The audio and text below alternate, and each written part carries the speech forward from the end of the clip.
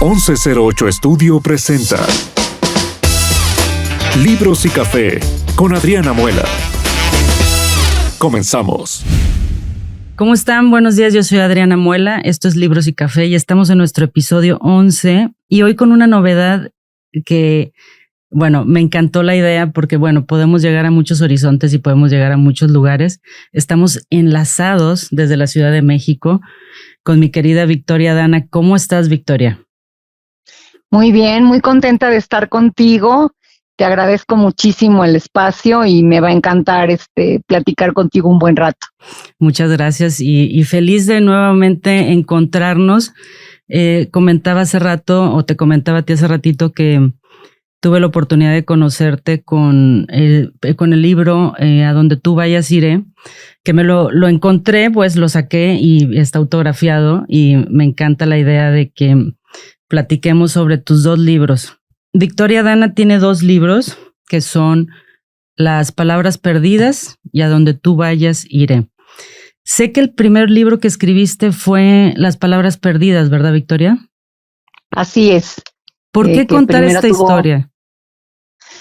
Bueno, es una historia que me llegó mucho porque mi suegra tuvo demencia vascular.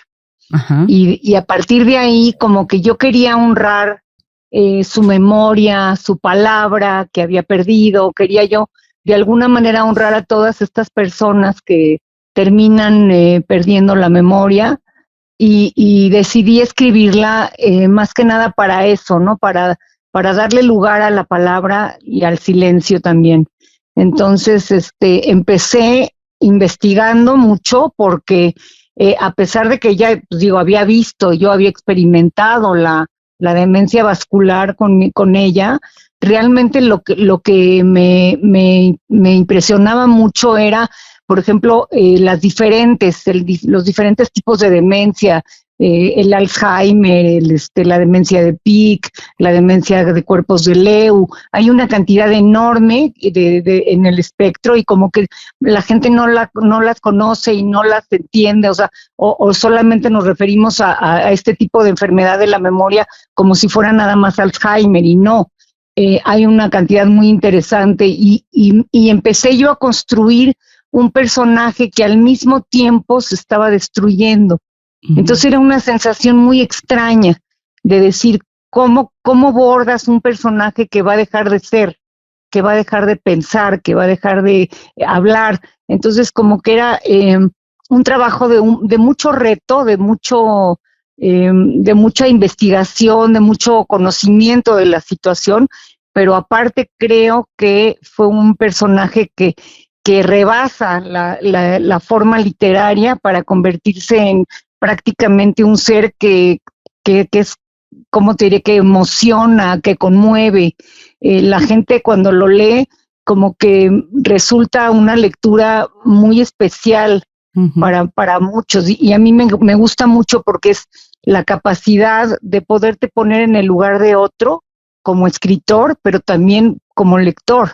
Entonces ahí hay un juego de relación humana como muy interesante.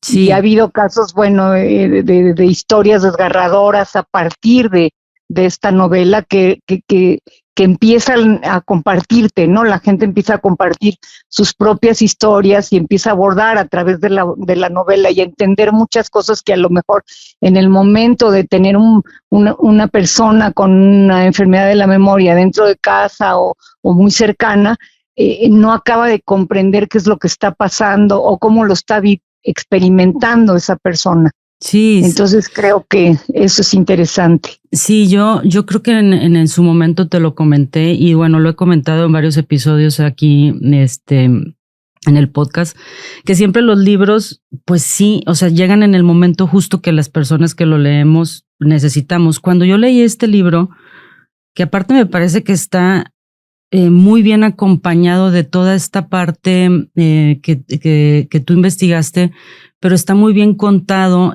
visto desde, como bien comentas, desde la persona que lo sufre. Creo que lo viviste muy de cerca porque pudiste darnos como ese panorama. Y yo me acuerdo que, más bien todavía hay algo que a mí me da mucho miedo, que es perder la memoria. y más los que somos lectores, ¿no? O que nos dedicamos a leer o que estamos inmersos en esto, a mí me daba mucho miedo perder la memoria. O sea, es como un pensamiento que de repente me pasa cuando se te olvidan pequeñas cosas, ¿no? Porque ya estamos en la edad de la menopausia y en donde ya no recuerdas ciertas cosas y sabes que es muy común que pasen este tipo de eventos. Pero me acuerdo lo que sentí cuando leí este libro. Yo decía, qué impresionante no poder recordar cuando fuiste una mujer muy brillante, porque es la historia de una abogada, ¿no? Que era muy, muy brillante y que se dedicaba a leer todo el tiempo y a estar inmersas en las letras. Y creo que ese es un trabajo extraordinario con este libro, porque te digo, lo sientes, o sea, lo vives y dices, caray, también se me ha olvidado que se llama café, ¿sabes? O sea, es como esa parte muy emotiva, ¿no? De entender estos episodios de la mente, ¿no? Así es, y a mucha gente nos da miedo, es una historia que da mucho miedo, y sin embargo, también te da cierta tranquilidad, porque, por ejemplo, es muy claro cuando entiendes tus olvidos normales, por ejemplo, que te olvidas, como dices ahorita, de la palabra pero no olvidas para qué sirve, y eso es muy importante. Hay una diferencia enorme entre perder tus llaves y olvidar para qué sirven las llaves.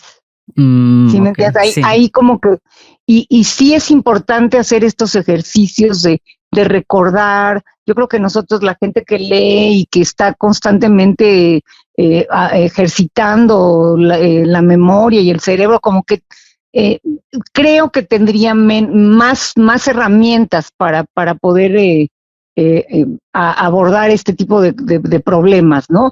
Aunque finalmente pues son problemas que están ahí y que están programados, o sea, el cerebro ya viene programado de antemano y no sabemos hasta cuándo, ¿no? Y en qué momento.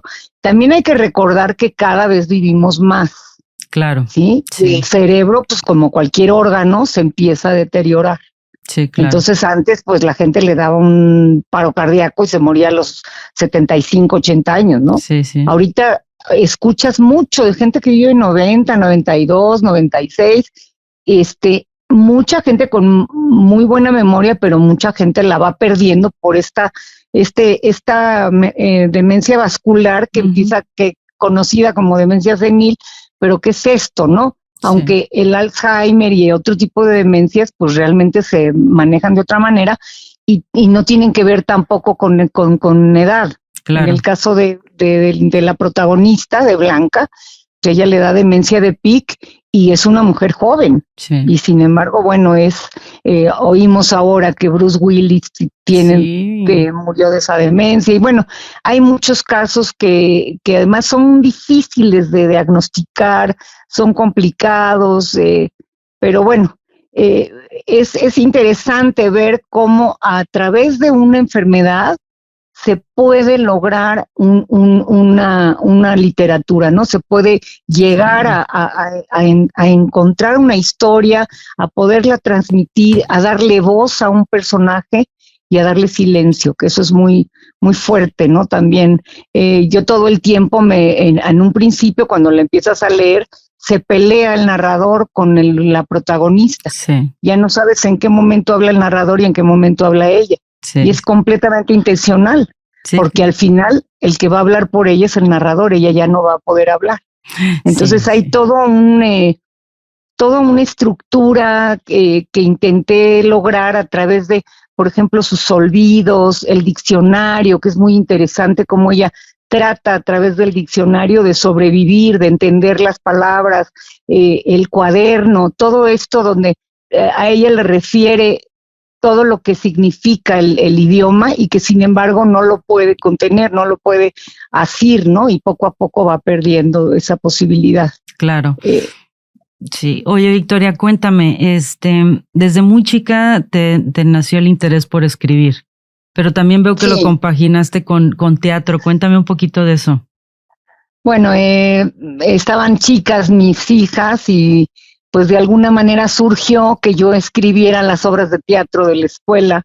Pero también hay que recordar que yo estudié comunicación. Sí. Y también me gustaba mucho hacer los guiones. Cuando hacíamos trabajos en equipo, Ujú. yo decía, ay, no, yo el guión, los demás que hagan la filmada y todo esto, ¿no? Sí. A mí lo que me gusta es el guión.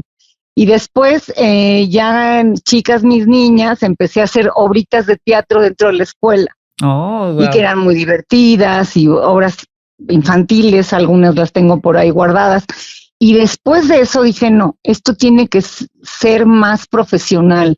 Ya cuando mis hijas ya se pudieron encaminar y todo, yo tenía más tiempo, entonces decidí tomar clases con Hugo Argüelles. Ok. Y fue, bueno, una época en mi vida súper interesante porque el hombre era de una riqueza extraordinaria, era un gran escritor y un gran maestro, o sea, de verdad todavía de repente escucho la voz de Hugo diciéndome, haz esto. Es Wow, muy qué interesante, sí. ¿no? O sea, como me marcó muchísimo Okay. y me regaló muchísimo.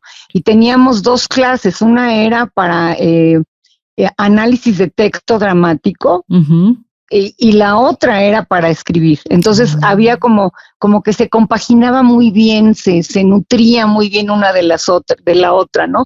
Recuerdo que había clases en la noche y que a veces salíamos a las 2 de la mañana de clase y para dormirte era imposible porque Hugo nos inyectaba una cantidad de energía que te dejaba, bueno, con el cerebro prendido así con todos los no, muy impresionante. De verdad que para mí fue un privilegio Ay, haber sido su alumna, qué la bonita verdad. época, lo has de haber disfrutado y lo recuerdas con Sí, mucha añoranza, muy, muy con mucho padre. cariño, Sí, sí. Y era un maestro muy duro, ¿eh? O sea, era muy difícil. Había momentos en que prácticamente te tiraba el texto a la basura, con sí. singular alegría, y era un maestro fuerte, muy duro. Pero creo que yo le aprendí mucho y fue muy una amistad, porque fue Sí. más allá de ser maestro, fue una amistad muy entrañable Ay, qué con padre. él, la verdad. Y en el 2012 es donde empiezas a escribir las palabras perdidas. Bueno, sale, ¿verdad? Sí, Las pero palabras perdidas. Ujú. ¿Cuánto sí, tiempo yo te había llevó a hacerlo? empezado, Ujú. sí, había empezado clases con Miguel Cosío Woodward, Ujú. que también Miguel ha sido, bueno, una presencia muy importante en mi vida durante muchos años, Ujú. y que sigue siendo mi maestro al día de hoy y que lo va a seguir siendo siempre.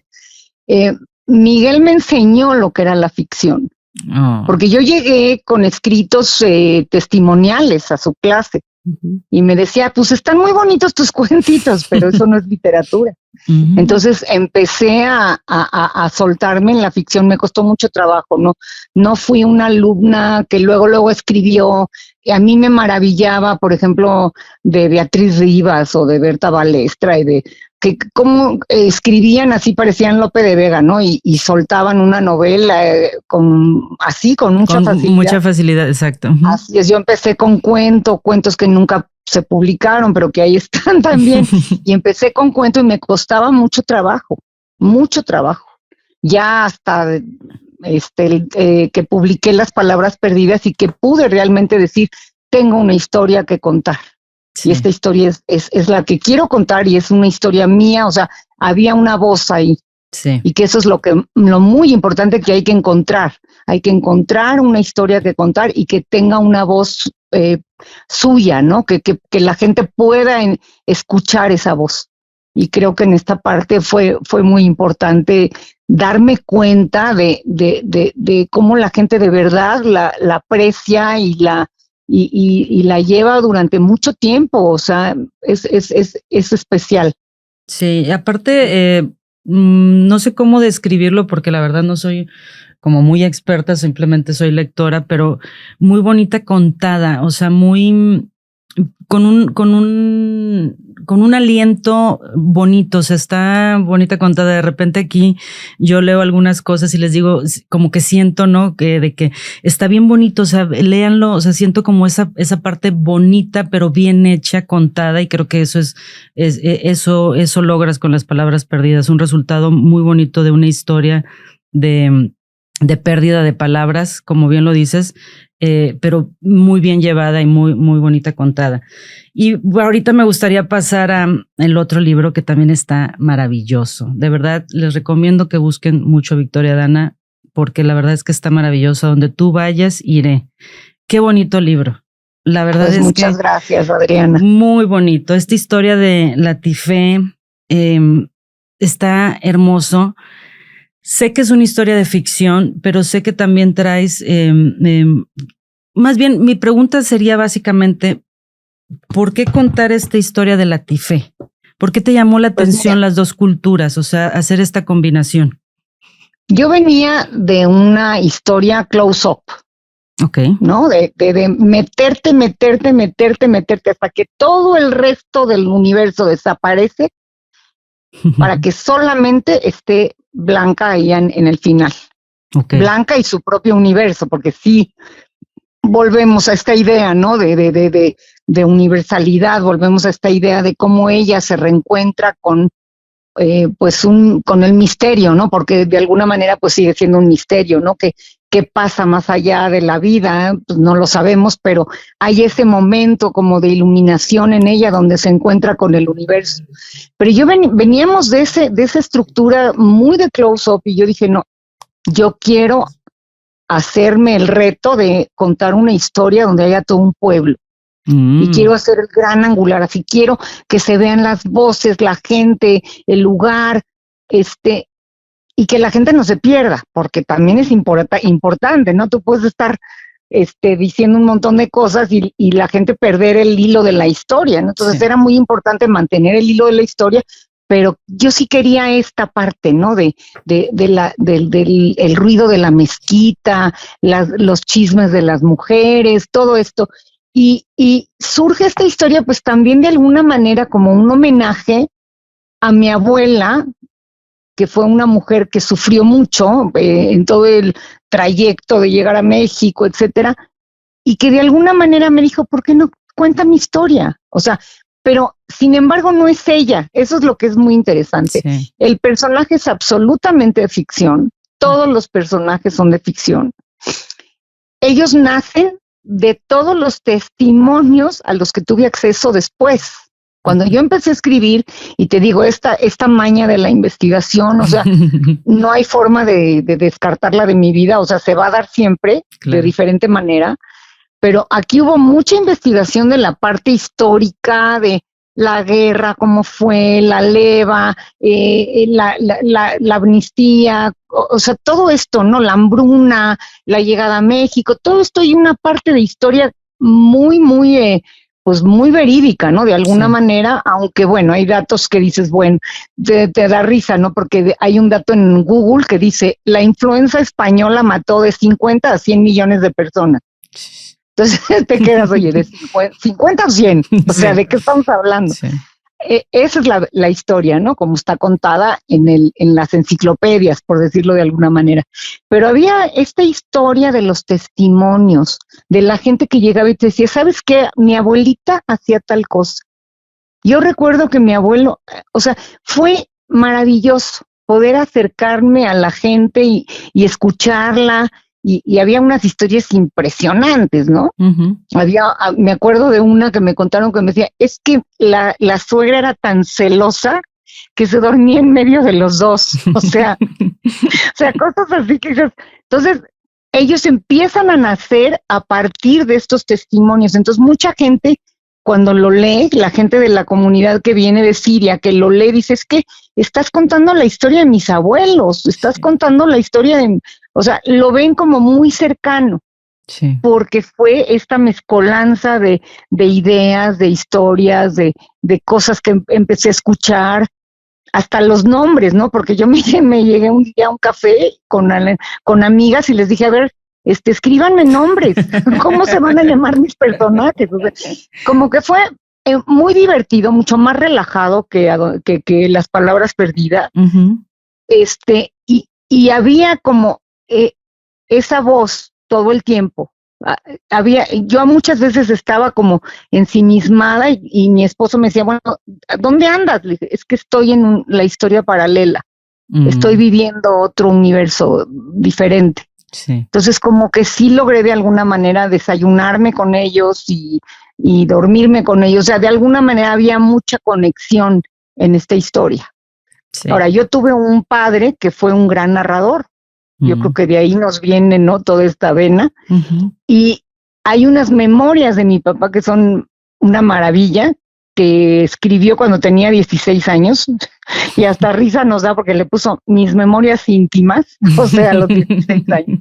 Pero es maravilloso que un niño que viene de Siria, que llega a México de 13 años, sin conocer el idioma, logre a los 16 años un escrito de ese nivel. Claro. Eso está impresionante. Impresionante. Entonces, hay muchas historias ahí que mi abuelo le contó a mi papá, que están escritas ahí. Por ejemplo, la historia de cuando se va a la guerra y tiene que cuidar a los camellos y cosas así que de pronto pues, se fueron metiendo, insertando en la novela, ¿no? Sí. Hay una frase ahí que a mí me impactó mucho, cuando dice, muchas mujeres tuvieron que deshonrarse para poder alimentar a sus familias.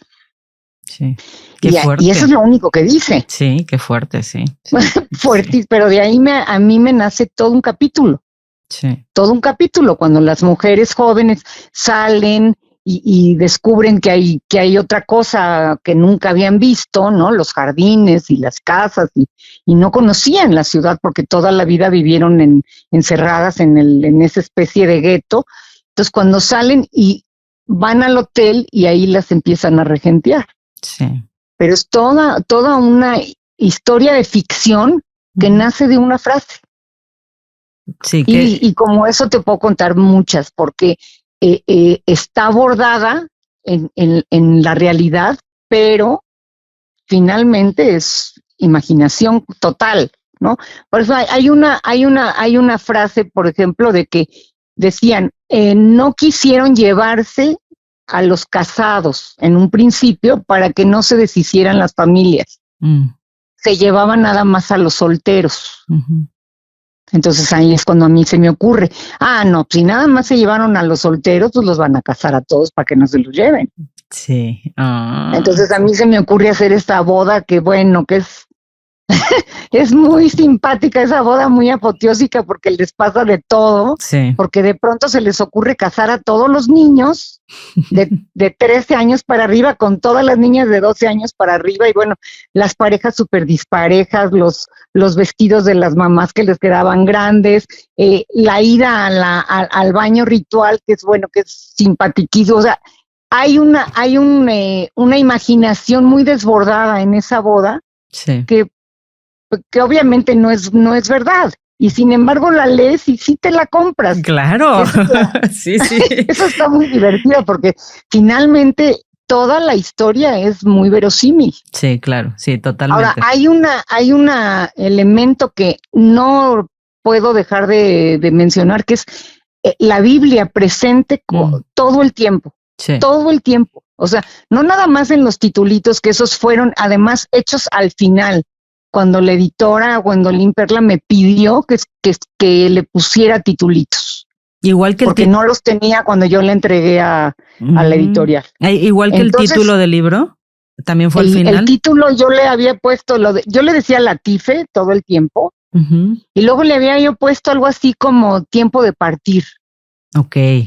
Porque me llamaba la atención que el rey Salomón, en el Eclesiastés, habla de tiempo de sembrar, tiempo de cosechar, tiempo de matar, tiempo de vivir, o sea, de todos los tiempos habla, pero nunca menciona el tiempo de partir. Okay. Y hay un tiempo de partir. Ya. Y en el judaísmo, bueno, lo hubo constantemente, ¿no? O sea, lo ha habido constantemente. Sí. Entonces, ese era el título y obviamente Gwendolyn Perla me dijo, no, necesitamos un título que empiece a contarnos un poco la historia. Entonces, cuando yo empecé a ponerle titulitos de la Biblia, que además, mira, el papá de Latife, cuando está en el cementerio, que está renegando contra la muerte, de la muerte de la esposa, está usando frases de Job. O sea, no es su lenguaje, es el lenguaje de Job. Sí. Hay otro momento, por ejemplo, cuando llega el rabino de otra ciudad y los ve que se están peleando y que hay todo un alboroto y Bueno, y les dice, y morirás por la espada, y morirás por el... Y les echa una predicción espantosa. Uh-huh. Es Jeremías, no es el rabino. O sea, la Biblia ya estaba insertada completamente en la novela, todo el tiempo. Okay, sí. Todo el tiempo. Entonces ya nada más fue como reafirmar lo que ya existía, lo que ya había planteado yo como parte de, ¿no? Y es que todas las historias están ahí. Sí. Todas las historias están en la Biblia, es impresionante. ¿Cómo definirías este libro? ¿Cómo lo defines? Híjole. En resumidas cuentas, ¿es una historia de qué? O sea, en tu sentir, en tus propias palabras. Pues mira, es una historia que abarca muchas cosas. Sí. Muchas cosas. Tiene que ver con migración, tiene que ver con la condición de la mujer, tiene que ver con el respeto de los padres a los hijos, Sí. tiene que ver con la religión también mucho, Uh-huh. tiene que ver con el Islam, cómo se manejaba la situación del Islam, Sí. tiene que ver con la guerra. O sea, es una novela que abarca, la verdad, demasiados temas. Sí. Que tú me podrías decir, bueno, vamos a hablar hoy sobre tal cosa y podríamos durar 2 horas hablando sobre la condición de la mujer. Sí, claro. Y al otro día decirme, bueno, ahora sí vamos a hablar sobre la guerra. Y cada tema tiene su importancia. Cada tema está ahí por alguna razón, ¿no? Por ejemplo, la presencia de una mujer francesa Uh-huh. en ese lugar. Sí. Algo que posiblemente sucedió. Es muy probable que haya sucedido. Que hayan hablado con los rabinos y que el rico del pueblo que quería una mujer especial le trajeran una francesa. O sea, no estaba tan fuera de la realidad. Sí, claro. ¿Sí? Uh-huh. Y de pronto esta mujer nos da toda la visión de diferencia cultural entre cómo viven en Damasco y cómo viven en Europa la guerra. Sí. Y es sumamente interesante porque en Damasco las mujeres no tienen absolutamente nada de educación, nada que ofrecer. O sea, viven una situación muy complicada, empiezan a vender las cosas de su casa para poder comer hasta que llega un momento que ya no tienen nada que vender. En cambio, en Europa las mujeres manejaron las fábricas, manejaron los trenes, fueron choferes, o sea, las ves así como con pantalones, o sea, mujeres muy echadas para adelante. Sí. Y eso es lo que te da la educación, finalmente. Para mí es el contraste con la educación es importantísimo. Sí, claro. Sí, sí. Ahora, empieza desde también la historia de la abuela, que es una historia anterior. Uh-huh. Sí, cuando hay un libelo en Damasco y acusan a la comunidad Sí. de haber matado a un sacerdote. Entonces hay toda una historia que se está ahí metiendo, ¿sí? Uh-huh. Que a lo mejor no le correspondía, pero sí le correspondía. Por ejemplo, la historia de los armenios, Sí. no la pude dejar fuera. Claro. La historia de la ablación, aunque no es un lugar donde se practica la ablación, Uh-huh. era algo que yo quería mencionar, porque hay 6,5 millones de mujeres que les practican la ablación hoy en día, en África, en Egipto, en diferentes lugares. Sí, Entonces, al menos fue la ablación de ella, claro. ¿no? Sí. Hecha por la familia del marido musulmán. Sí, sí. Entonces, sí. hay muchos temas que para mí eran importantes, como volvemos a lo mismo, es el gran angular sin perder el hilo de la historia. Porque si te fijas, la historia es muy sencilla. Muy sencilla, pero... Viven en Damasco, Sí. empieza la guerra, viven en la leva, viven la hambruna, llegan a México. O sea, no, pero hay una cantidad de cosas ahí que decir enorme. Enorme. Oye, aparte yo creo que, o sea, ya sé que mucha gente te pregunta, ¿es tu historia? Porque tú nos regalas al principio, que se me hace que atinaste perfecto para entrar como en este proceso de confusión de, claro que es la historia de Victoria, porque haces ay, se me fue el nombre, ¿cómo se llaman? Ay, Enlace o cómo. Un organigrama, perdóname, un organigrama. Ajá. Como si supieras quiénes son cada personaje. O sea, claro, en tu historia y en tu mente sabes quiénes son, ¿no? Pero tú los ves y dices, wow, me voy a topar con historia de verdad. O sea, con personajes reales que sí existieron. Bueno, no. ¿Sí? Bueno, Mira, así García Márquez García Márquez en 100 años de soledad hace un organigrama y no hay historia más fantástica que esa. Sí. ¿no? Pero, es más, esa fue otra petición de Gwendolyn Perla. O sea, esa fue otra petición de la editora y también el glosario al final. Yo me negaba rotundamente a hacer un glosario. ¿En serio? Porque todo el tiempo las palabras se traducen automáticamente. Si tú te fijas cuando dicen, por ejemplo, Yaharam, automáticamente dicen, qué desgracia. O sea, todo el tiempo traducen. Sí. Es más, le dice desde que empieza Marhaba, que le dice buenos días, buenos días. O sea, todo el tiempo está. Le dije, es que no es necesario. Sí es necesario.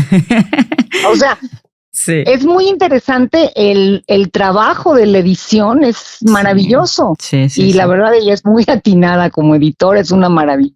Sí, te digo, a mí me encantó. Da gusto mencionarla y saludarla. Me encantó, o sea, ya cuando terminé el libro, me encantó, aunque ya lo había visto, verlo y decir, ahora entiendo, ¿sabes? O sea, como que entendí mucho. Y tienes frases que a mí también me pudieron mucho, como que a veces parecieran como juego, pero describen muchas cosas dentro de esta frase. Hijo de mi hija, mi nieto será. Hijo de mi hijo, solo Dios lo sabrá. O sea, que se repite mucho en México. Y lo hacen. Es un dicho árabe. Bueno, y lo dicen mucho en México las suegras y así como diciendo, ¿no? Como en un son de broma, pero con un sostén de decirte algo elegantemente, ¿no? Entonces, ese tipo de palabras, como bien dices tú, son frases pequeñas, pero que envuelven muchísimas cosas, ¿no? Y que hablan de un... Sí, pero esa sí es una frase absolutamente árabe, ¿eh? Bueno, lo decían en árabe, lo decían en a lo mejor también en ladino, pero las señoras sí se la creían, ¿eh? No era como de broma. Sí, claro, te digo, y envuelve mucho porque en mi época, cuando estaba niña, pues mi abuela y mucha gente lo decía, ¿no? Cuando tenían duda de algo, decían esta frase que dices, ay, qué impacto, ¿no? O sea, ¿por qué? Que no la entiendes cuando eres niño, pero ya cuando eres grande dices, qué fuerte. Qué fuerte, sí. Oye, y además esta idea de la madre de como abeja reina, ¿no? De la suegra, sobre todo, qué horror. Sí. Eran abejas reinas. Sí, eran mutilantes, ¿no? O sea, no era una cosa muy terrible, muy fuerte, sí. Sí, por ejemplo, mi mamá se quejaba de que a ella le tocó una suegra abeja reina y a ella ya no le tocó. A ella ya le tocó ser buena gente con las nueras, ¿no? Sí. O sea, cambió mucho todo y fue una época de cambio impresionante, ¿no? Sí. Lo menciono, por ejemplo, cuando van en Marsella y ven a las mujeres en pantalón y las ven en los bares y dicen, qué locura, ¿no? Esto ya es la locura. O sea, hay muchos momentos donde el exterior empieza a entrar en sus vidas, porque ellos vivían una vida muy encerrada, muy parecida un día al otro, ¿no? Y de pronto les empieza a entrar toda esta información, todo este exterior que los hace cambiar. Por ejemplo, la relación sexual de ellos dos es una relación hermosa, pero que tiene que ver también con esta afirmación de ella como mujer. Cosa que a lo mejor no la tuvo ni su madre ni su abuela de esa manera. Entonces es como muy especial cuando ella ya puede jugar con él y hay una parte donde están ellos dos en un hotel en Marsella y como que hay un juego muy, muy bonito, muy interesante.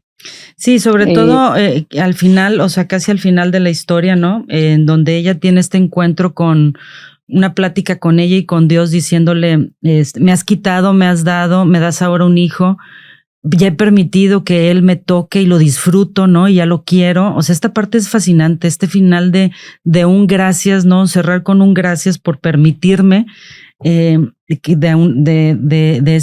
la protagonista de esta historia, que es maravillosa, como ella pues ya se siente complacida, ¿no? Pero también le dice, no me lo quites, déjamelo, ya me has quitado, ya me has dado, pero déjamelo porque ahora sí siento que estoy feliz y que estoy disfrutando, ¿verdad? Es muy bonito. No, y gracias por ser mujer. Sí. Que ese también es decir, revirarles, ¿no? Porque en el rezo todos los días ellos dicen gracias por haberme hecho hombre. Sí. Y las mujeres, gracias por haberme hecho como soy. O sea, bueno, y entonces a mí creo que es muy importante darle lugar a la mujer, ¿no? Y de hecho lo hacen. Sí. Realmente la religión, si la ves desde la profundidad que tiene, pues sí le da lugar a la mujer, y la mujer tiene un lugar sumamente importante dentro de por ejemplo, hay una cosa de que hijo de un hombre judío no necesariamente no es considerado judío, pero hijo de una mujer judía es judío. Okay. ¿Por qué? Porque la mujer es la que transmite, la mujer es la que educa. No sé por qué, pero así es la religión, ¿no? Sí. A mí me llama la atención porque yo tuve oportunidad de ir a Belmonte, en Portugal, y conocer a una comunidad criptojudía que había estado 500 años viviendo en la clandestinidad. Wow. Y cuando yo les preguntaba, bueno, ¿y por qué? ¿De dónde sabían ustedes que eran judíos? Decían, mi mamá nos decía, y mi mamá nos rezaba, y mi mamá nos cantaba. O sea, era la madre la que finalmente conservó este lazo con el judaísmo. Wow.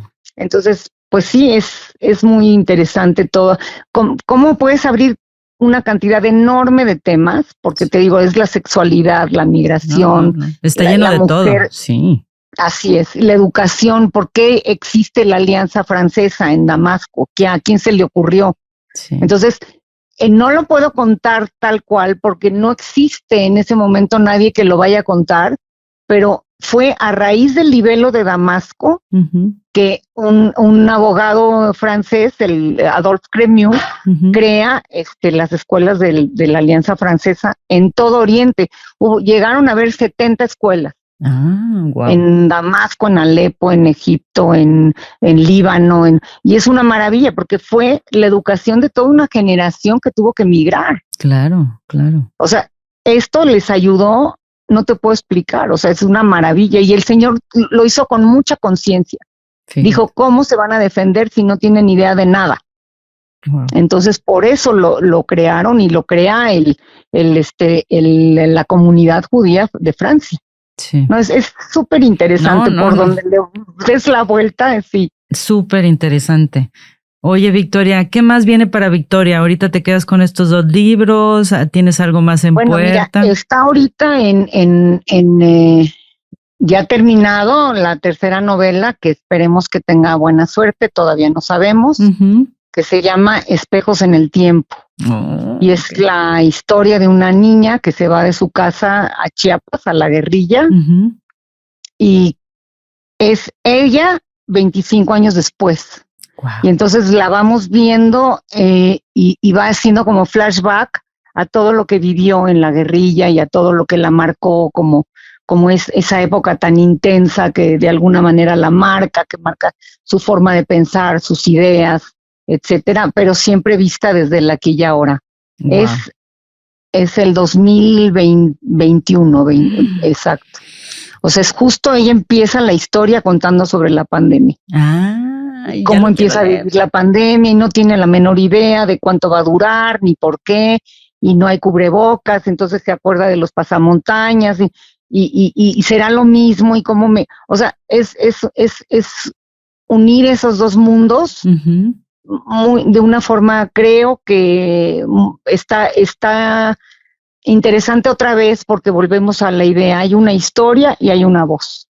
Y hay una voz de ella muy en yo, o sea, está escrita en primera persona, entonces es como muy íntima, estás realmente metiéndote al mundo de ella, a su pensamiento, a sus sentimientos, creo que esta vez intenté lograr 2 cosas. El espejo en el tiempo, o sea, el manejo del tiempo dentro de la novela, y la segunda, un análisis psicológico del personaje muy profundo, muy intenso. Ay, ya lo quiero leer. Creo ya. Ay, sí. ¿Cuándo sale? ¿Cuándo sale este libro? Pues todavía no sabemos. Ay, En eso estamos. Pero estoy segura que te va a ir súper bien. Yo voy a ser la primera en leerlo, porque sabes que digo, me encanta platicar contigo, pero voy a ser la primera en leerlo. Y aparte lo haces muy bien, o sea, haces muy bien esta combinación de culturas, creo que es un gran acierto. Y ahora con este manejo del tiempo, va a ser una una fascinación, una chulada leerlo. Entonces, pues ojalá. Muchísima suerte y sabes que cuentas con nosotros acá para apoyarte, tanto en el Club del Libro como en el podcast, para apoyarte con el lanzamiento de tu libro. Cuenta con eso. ¿Hay algunas redes sociales o algo donde te puedan contactar o no? ¿Cómo te manejas? Claro, ¿sí? En Instagram, sí, estoy como Victoria Dana en Instagram y en Facebook también. Ahí los espero. Victoria, te agradezco muchísimo tu tiempo. Al contrario, Adriana, muchas gracias y te prometo en cuanto salga la edición. Me mandas un mensaje, sí, luego. Hombre, te la mando. Primero Dios. Muchísimas gracias, Victoria. De verdad ha sido un placer platicar contigo. Disfruta mucho tu día y gracias por el enlace y por tomarte el tiempo de platicar con nosotros. No, gracias a ustedes. Nada más. Un abrazote. Igualmente, les recuerdo que nos pueden escuchar en Spotify, Apple Podcasts, Google Podcasts, Amazon Music, YouTube y todas las plataformas digitales. Muchísimas gracias. Esto fue Libros y Café. Gracias, Victoria. Saludos. Gracias a ustedes. Buen día. Esto fue Libros y Café con Adriana Muela, una producción de 1108 Estudio. Gracias por escucharnos.